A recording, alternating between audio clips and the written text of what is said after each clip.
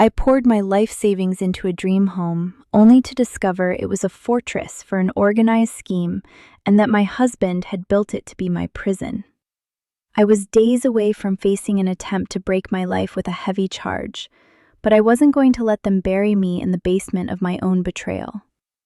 I never thought that signing a deed would be the ink that signed my own death warrant.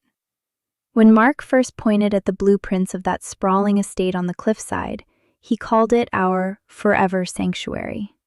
He talked about wine cellars, a glass-walled library, and a garden where we would grow old together while watching the tide crawl against the jagged rocks below. I was the one with the capital, the one who had spent years climbing the corporate ladder, while he played the role of the struggling architect, waiting for his big break. I loved him, or at least, I loved the version of him I had built in my head, the man who shared my dreams of a legacy. I drained my savings, liquidated my portfolio, and poured every cent of my inheritance into that dream house. It was a monument to our love, or so I believed. But the moment the keys were placed in my hand, something in Mark shifted. It was subtle at first, like a light bulb flickering just before it dies. He started spending less time designing the interior and more time locked in his study with a locked briefcase. There were hushed phone calls at 3 a.m, the sound of his frantic pacing vibrating through the floorboards. Whenever I asked what was wrong, he'd deflect with a smirk, telling me I was just stressed about the mortgage, as if I hadn't already paid the damn thing off in full. I chalked it up to the pressure of the project, the weight of the enormous debt he felt he owed me. I thought he was just being proud. I was so incredibly, painfully wrong. The reality was far more jagged and cold than the cliffs outside our windows. Then came the day I found the documents. I had been looking for a spare key to the basement, convinced I'd left it on the mahogany desk in his office. Instead, I found a manila folder shoved deep into the back of his filing cabinet. I shouldn't have looked. That's what they always say in the stories, isn't it? Curiosity is the itch that leads to the amputation. But I looked. Inside weren't architectural plans. There were detailed maps of the property, not the house itself, but the hidden tunnels beneath it, dating back to the Prohibition era. There were photos of men I didn't recognize, cold-eyed faces staring back at me from grainy prints. And there, clipped to a document stamped with a menacing red seal, was a legal petition for an emergency separation, filed weeks ago. My heart hammered against my ribs like a trapped bird. I scanned the pages, my breath hitching in my throat. He wasn't building a house. He was building a logistical hub for a massive, organized scheme. The dream house was just a front, a high-security perimeter for the distribution of forbidden substances that were already moving through the basement tunnels. He had used my name on every permit, every zoning variance, and every utility bill. I was the legal owner of a fortress built on deception. I was the paper trail for a criminal empire I didn't even know existed. The silence of the house suddenly felt heavy, suffocating. I realized then that the cameras he insisted we install for security weren't there to keep us safe. They were there to monitor me. My every move, every conversation, every tear shed in the kitchen had been recorded and likely watched by his associates. I felt the floor beneath me tilt. I was trapped in a gilded cage that he intended to leave me in when the law finally came knocking. He was preparing to vanish, to leave me to take the fall for his atrocities, to let me face a potential attempt to break my life with a heavy charge, while he slipped away into the night with the profits of his dirty work. I heard the heavy front door creak open, the sound echoing through the cavernous hallway like a gunshot. His footsteps hit the marble floor, slow, deliberate, rhythmic. He was home early. My hands were shaking so violently that the papers slipped from my grip, fluttering to the floor like dying leaves. I scrambled to gather them, my mind racing. If he caught me, he wouldn't just leave. He would ensure that I never had the chance to speak. The basement door, which he had always told me was structurally unstable and off-limits, suddenly clicked open from the inside. A shadow fell across the hallway carpet, long and distorted, stretching toward the study door where I stood, frozen in the dim amber light of the setting sun. I turned, my breath caught in a jagged gasp, and found him standing there, not with the loving smile of a husband, but with an expression so vacant and cold that I realized, with terrifying clarity, that the man I married had never truly existed. He tilted his head, his eyes tracking the manila folder in my hand, and the lock on the office door clicked shut behind him with the finality of a prison cell. The click of the door lock didn't just seal me inside the study. It felt like the final bolt sliding into place on a coffin. Mark leaned against the mahogany, his frame casting a silhouette that blocked the only source of light from the hallway. He wasn't rushing toward me, which somehow made it worse. He was calm, with the kind of terrifying, calculated stillness that only comes when a predator has already mapped out the kill. He started walking toward me, his leather shoes clicking against the hardwood with a rhythmic, hypnotic precision. "You always were too curious for your own good, Sarah," he murmured, his voice lacking the warmth I had spent years desperately trying to find. "I told you to leave the office to me. I told you this house was a sanctuary. Why couldn't you just stick to the interior design?" I clutched the manila folder to my chest, my knuckles turning white. "Is this what the dream was, Mark? A cover for an organized scheme? You've been using me, my name, my reputation, my savings, to shield yourself while you hide these forbidden substances under our own living room floor." He chuckled, a dry, hollow sound that made my skin crawl. He stopped just a few feet away, close enough that I could smell the faint, metallic scent of cold mountain air and something sharper, like ammonia, clinging to his coat. "The house isn't just a cover, it's an asset. And right now, you're the biggest liability I have. Do you really think anyone will believe the innocent wife story when the Service of Internal Safety comes knocking?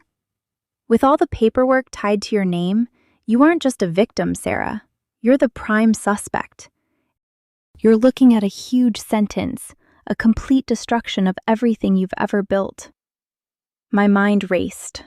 I looked toward the window, but the floor-to-ceiling glass was reinforced, designed to withstand coastal storms. It wouldn't shatter for anything short of a sledgehammer. He saw my gaze dart toward the exit, and his smirk widened. "There's no way out of this. Not for you. I've already set the stage. The accounts are in your name.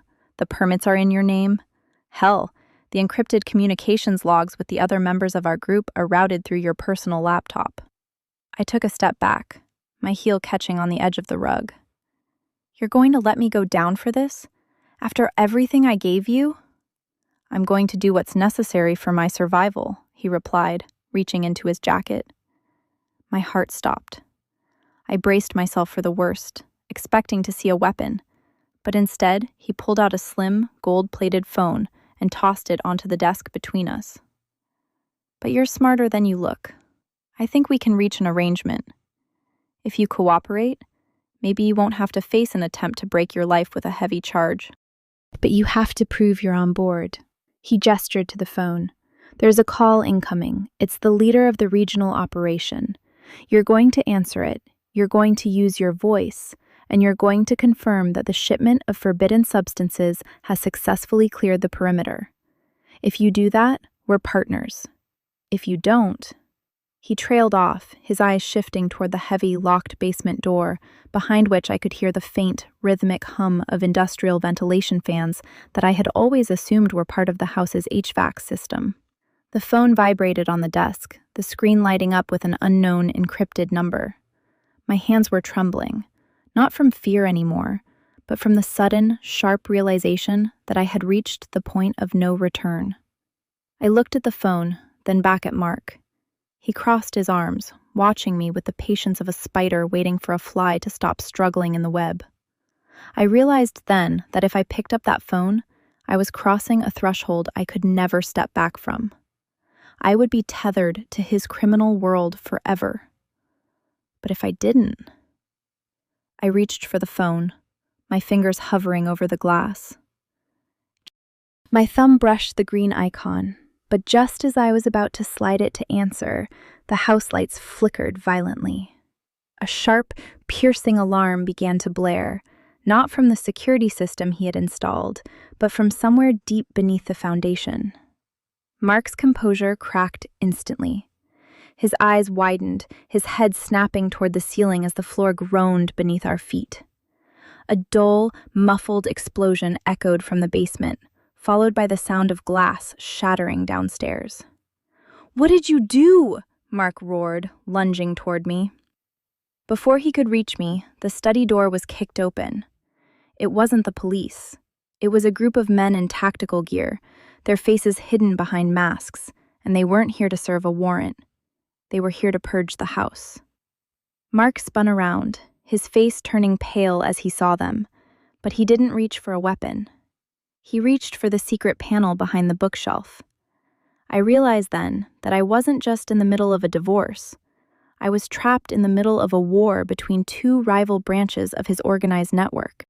One of the men raised his arm, pointed something metallic directly at us, and the last thing I saw before the room plunged into total, blinding darkness was the barrel of a weapon turning toward my chest. The darkness was absolute, heavy with the smell of ozone and burnt wiring. I hit the floor, scrambling backward until my spine slammed into the cold, hard base of the built-in bookshelves. The air was thick with the dust of pulverized drywall, and my ears were ringing from the blast, a high-pitched whine that threatened to swallow all sound. I couldn't see anything, but I could hear the chaos. There were boots pounding against the hardwood, frantic shouting in a language I didn't recognize, and the unmistakable, terrifying sound of heavy furniture being tossed aside. "Find the drives! Forget the girl, just get the data!" a voice bellowed through the gloom. It was guttural, cold, and utterly lacking in human empathy. I realized with a jolt of ice in my veins that I was invisible to them. Mark, however, was not. I heard him scrambling, his breath coming in ragged, desperate gasps. He was trying to reach the hidden passage, his hands clawing at the wood paneling, but a heavy thud followed by a wet, sickening crunch echoed through the room. A cry escaped his lips, muffled abruptly by the sound of a struggle. "Where is it, Mark? Where are the keys to the transit route?" the intruder demanded. I stayed pressed against the floor, my heart hammering so hard it felt like it might bruise my ribs. If I moved, they would see me. If I stayed, I was waiting for them to finish with Mark and move on to me. My fingers grazed something sharp on the floor, a jagged piece of the desk lamp that had been shattered in the blast. I gripped it, the metal biting into my palm, grounding me in the reality of the horror unfolding inches away. Suddenly, a flashlight flicked on, cutting a blinding white beam through the dust. It didn't land on me, it landed on the center of the room. Mark was on his knees, blood streaming down his forehead, his suit jacket torn to ribbons. The man standing over him held a weapon, not a standard piece, but something modified, something illegal. He wasn't aiming at Mark's head, he was aiming at his legs. "The internal safety team is likely already on their way," Mark choked out, coughing blood. "You kill me, you get nothing. The access codes for the network are encrypted with a biometric trigger. You take me out, the server wipes itself clean. You lose the shipments. You lose the distribution centers. You lose everything." The intruder paused, the light flickering over Mark's terrified, desperate face. "We don't need the codes if we have the assets," the man growled. He turned, the beam of his light sweeping across the room. I held my breath, closing my eyes, praying to a god I hadn't spoken to in years. The beam crawled over the chair, the rug, the window, and finally, it stopped on the wall where I was huddled. I saw the light hit my shoes. The man didn't hesitate. He swung the beam toward my face, and the brilliance of the LED was so intense I had to shield my eyes. I scrambled to my feet, the jagged piece of metal held in front of me like a pathetic, desperate shield. "Well, well," the man sneered, his shadow looming over me like a titan. "The wife, the woman whose name is on every single illegal contract. You're worth much more to us than the architect, aren't you?" You're the one who can authorize the final release of the forbidden substances to the ports." Mark looked up, his eyes wide and pleading, not for his life, but for mine, because he knew he was already a dead man. He realized that if they took me, they had the leverage they needed to dismantle his entire operation. "Leave her out of this," Mark rasped, his voice weak. "Take me. I'll give you whatever you want." The man laughed, a sound devoid of mirth. "We'll take both." He gestured to the two silhouettes behind him, and they stepped forward, reaching out with iron-tight grips. I screamed, swinging the piece of metal with everything I had, catching one of them in the shoulder. He didn't even flinch. He grabbed my wrist, twisting it until I heard the sickening pop of a joint, and threw me toward the door. As I stumbled into the hallway, I saw the front door of the house burst open. Blue and red lights pulsed through the grand foyer, casting long, frantic shadows against the walls. The service of internal safety had arrived, but they weren't alone. They were shouting, their weapons drawn, but they were aiming at the wrong people. The intruders had planted evidence. The packages of substances were scattered across the floor in plain sight, carefully arranged to implicate me as the mastermind. I watched in horror as the agents surged forward, their eyes locking onto me, standing amidst the chaos with blood on my hands and the evidence of a massive, organized scheme framing me perfectly. Just as the lead agent raised his voice to issue a command, a secondary, louder explosion rocked the entire foundation of the house. The floor beneath my feet gave way, and I felt myself falling, plummeting into the dark, silent void beneath the house.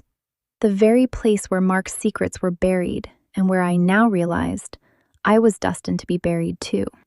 The fall lasted only a second, but it felt like an eternity suspended in the throat of the earth. I landed hard on a bed of damp, cold gravel, the wind knocked out of me, my vision swimming in shades of black and violet. Above me, the jagged hole in the floor was a jagged rectangle of gray light, framed by the silhouettes of the men who had been fighting over my life moments ago. I could hear the muffled, chaotic shouting from the foyer above, the panicked commands of the agents, the frantic scrambling of the intruders. They were shouting about data recovery and securing the perimeter, but to me, it sounded like the frantic chirping of insects. I pushed myself up, my wrist screaming in protest, a white-hot agony radiating up my arm. I was in a tunnel, a vaulted, brick-lined corridor that smelled of wet earth and ancient decay. This was it, the belly of the beast. The walls were lined with climate-controlled racks, blinking with rows of servers and stacked neatly with boxes sealed in vacuum-packed plastic. It wasn't just a hiding spot, it was the nerve center of an entire regional operation. I realized with a sick, sinking feeling that the house above was merely the attic to a sprawling underground empire. I needed to move. If the service of internal safety was above, they would find the staircase eventually.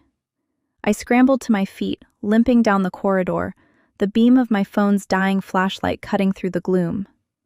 The tunnel seemed to go on forever, branching off into smaller, darker arteries. I stumbled past a desk covered in ledgers that listed names, dates, and amounts that would topple half the government if they ever saw the light of day. My name was there too, written in Mark's elegant, precise calligraphy at the bottom of every page. Sarah Vane, Primary Coordinator. He hadn't just used my name. He had turned me into the architect of his demise. Suddenly, the tunnel groaned. The blast from the surface had been larger than I realized, and the structural integrity of the old Prohibition-era vaults was failing. Dust began to rain down from the ceiling like a gray shroud. I picked up my pace, my heart drumming a frantic rhythm against my ribs. I had to get out. I had to reach the surface, find a phone, and tell the truth, even if no one believed me, even if I was labeled a conspirator. I had to try. I turned a sharp corner and stopped dead. There, standing in front of an iron door that led to an emergency exit, was Mark. He had escaped the study through his hidden passage, his face smeared with soot and blood, his eyes wild and dilated. He was clutching a heavy metallic drive, the biometric master key he had mentioned earlier. He looked at me, and for the first time in our marriage, there was no mask, no charm, no feigned love, just a raw, shivering desperation that mirrored my own. "Sarah," he rasped, his voice sounding like dry leaves skittering on concrete. "You can't go up there. They won't listen. They're already compromised. Half the agency is on the payroll of the organization that just stormed our house." "You did this to me," I screamed, the rage finally overriding the terror. I lunged at him, but he sidestepped with a grace that was chilling, his eyes darting toward the tunnel behind me. "I did what I had to do to survive, just like you have to do now. They're coming, Sarah, both sides, the ones who attacked and the ones who are supposed to protect us. If we don't vanish now, we're both facing an enormous, decades-long sentence, or worse, a permanent disappearance in a cell somewhere that doesn't exist on any map." I looked at the iron door, then at the back of the tunnel where the sound of heavy boots was growing louder, echoing off the damp walls. He was right about one thing. The system was broken, and I was at the center of the fracture. I had no leverage, no proof, and the house was collapsing around us. "Give me the drive," I commanded, my voice trembling but firm. "If I have the data, I can clear my name. I can hand it to someone outside of this jurisdiction." Mark looked at the drive in his hand, then at me. A slow, agonizingly sad smile spread across his bruised lips. "You think you're the hero of this story, Sarah? You're just the final puzzle piece they needed to lock the board." Behind me, a flashlight beam cut through the tunnel's darkness, followed by the metallic click of a weapon being readied. A voice boomed from the darkness. It was cold, authoritative, and terrifyingly familiar. It was the lead investigator from the agency upstairs. "Drop the drive, Mark, and step away from the woman. We have everything we need to process her, but we don't need you." Mark looked at me, his eyes softening for a fleeting second. "Run, Sarah. The ventilation shaft behind the rack. It leads to the cliffs. Don't look back." He turned toward the approaching lights, shielding me with his body, and just as he raised the drive to crush it under his heel, a deafening crack of gunfire shattered the air. I didn't wait to see if he fell. I sprinted toward the racks, throwing myself into the narrow, suffocating gap behind the servers just as the tunnel erupted into a crossfire of blinding muzzle flashes and screaming steel. I clawed my way upward through the metal grating of the shaft, my breath burning in my lungs, the sounds of the struggle fading into a low, rhythmic thumping. I emerged into the cold, biting air of the cliffside at midnight. I was free of the house, free of the tunnel. But as I stood on the edge of the jagged precipice, I heard the sound of a vehicle engine idling on the road above. Someone was waiting for me. I turned, ready to run into the tree line, but the beam of a spotlight pinned me against the rocks. A voice projected from a loudspeaker, echoing off the crashing waves below. "Miss Vane, drop the evidence and place your hands where we can see them. You are currently under arrest for charges involving an organized criminal network and possession of illicit materials." I looked down at my hands. In the confusion, I realized I was still clutching the manila folder I had grabbed from the office, not the ledger, but the original blueprints Mark had shown me on our first day. But as I opened the folder to show them, I realized with a jolt of horror that the pages were blank. They weren't blueprints. They were water-sensitive paper. The sweat from my palms and the humidity of the tunnel had erased every single word, every shred of evidence that could have saved me. I had nothing, and the spotlight was moving closer. The blinding white light of the spotlight pinned me to the cliffside, turning the mist from the ocean into a shimmering, accusing veil. I stood there, my clothes torn, my hands shaking as I held the blank, useless sheets of water-damaged paper. The vehicle, a black, unmarked SUV, idled 10 yards away, its engine humming with a low, predatory growl. My heart was a frantic drum, but as the seconds stretched into an eternity of silence, the paralysis of fear began to fade, replaced by a cold, sharp clarity.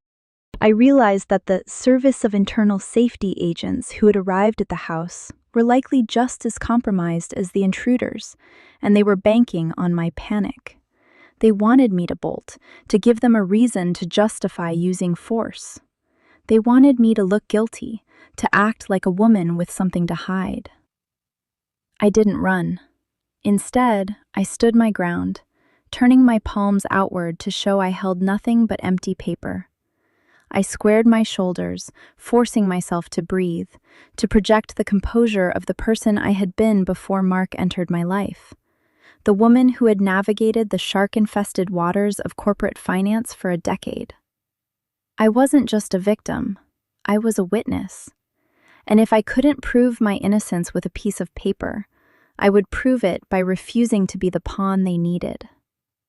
A man stepped out of the vehicle, his silhouette sharp against the beam. He didn't come at me with weapons drawn. He walked with a heavy, calculated confidence, his suit jacket flapping in the ocean breeze. "Ms. Vane," he called out, his voice smooth, professional, and entirely devoid of heat. "You've had a very difficult evening. Why don't you come toward the light?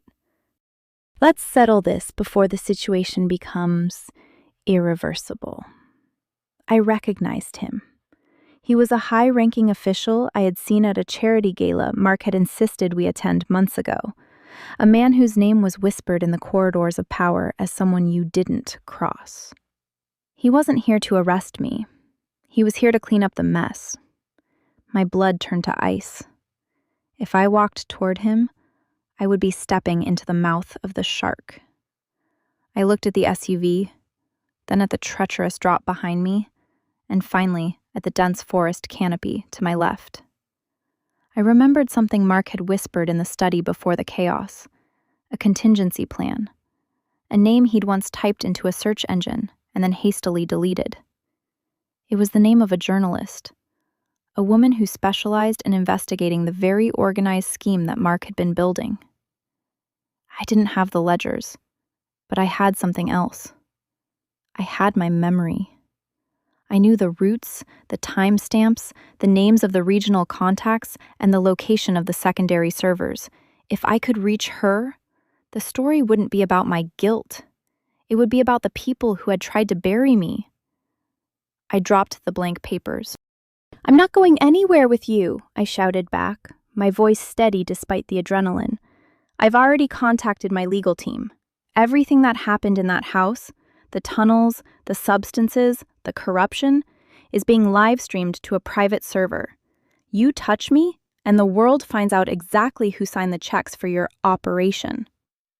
It was a bluff, a desperate, terrifying lie, but it stopped him in his tracks.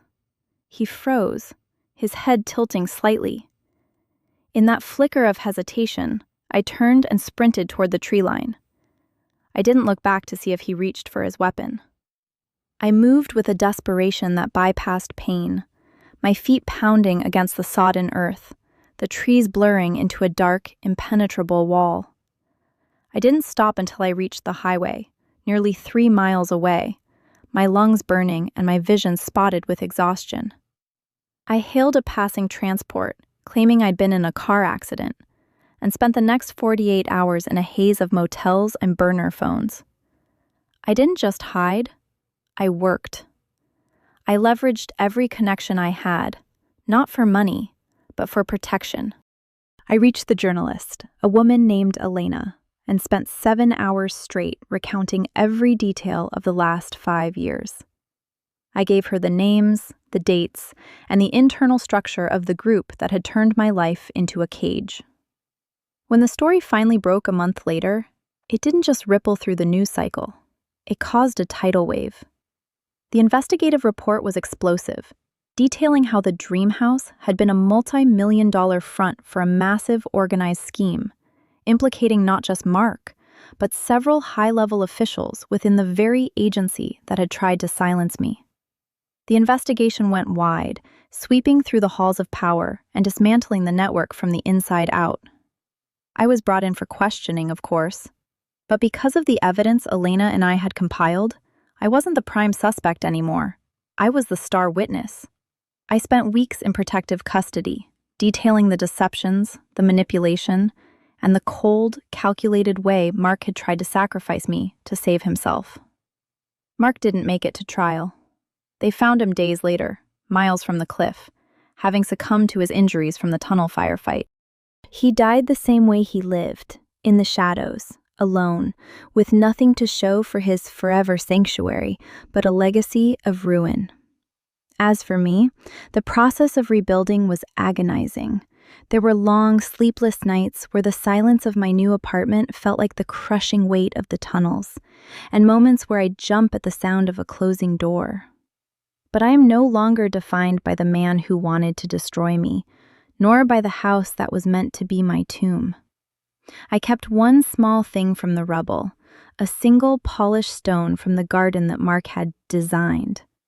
Every time I look at it, I'm reminded of the price I paid for my ignorance, and the strength it took to walk away from a dream that was never mine to begin with. I am finally awake, and for the first time in years, the future belongs entirely to me.